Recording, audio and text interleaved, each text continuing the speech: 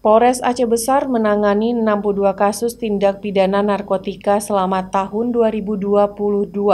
Hal tersebut disampaikan Kapolres Aceh Besar AKBP Charlie Bustamam dalam press release akhir tahun 2022 di Kota Janto pada Kamis 29 Desember 2022. Kapolres Aceh Besar AKBP Charlie Bustamam didampingi Wakapolres Kompol Muara Uli beserta jajaran pejabat Polres menyampaikan tindak pidana narkotika yang ditangani oleh Sat Narkoba Polres Aceh Besar meliputi crime total sebanyak 62 kasus, sedangkan untuk penyelesaian kasus tahun 2022 sebanyak 48 kasus. Jumlah kasus narkotika yang ditangani Polres Aceh Besar di tahun 2022 mengalami kenaikan 6% dari tahun 2021 sebanyak 58 kasus.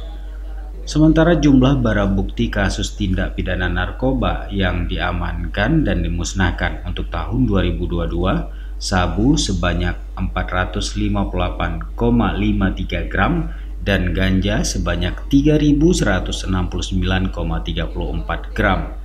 Polres Aceh Besar juga menemukan dan memusnahkan ladang ganja seluas 8 hektar dengan sekitar 18.000 batang. Wilayah Aceh Besar tadi kami sampaikan 8 hektar. Jadi memang lahan ganja yang ditanam itu di gunung. Memang kadang-kadang gunung kita ini tidak bersertifikat. Jadi kita semua orang ya kita menuduh ujungnya.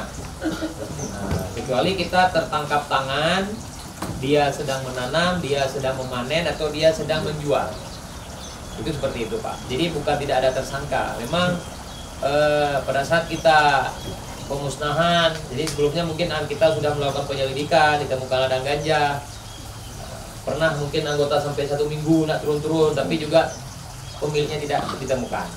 Jadi bukan kita tidak tangkap, ya memang kami targetkan, tidak usah dapat ganja kalau nggak dapat orang penanamnya. Tetapi memang sampai sejauh ini belum ditemukan, belum dapat ditangkap penanam ganja.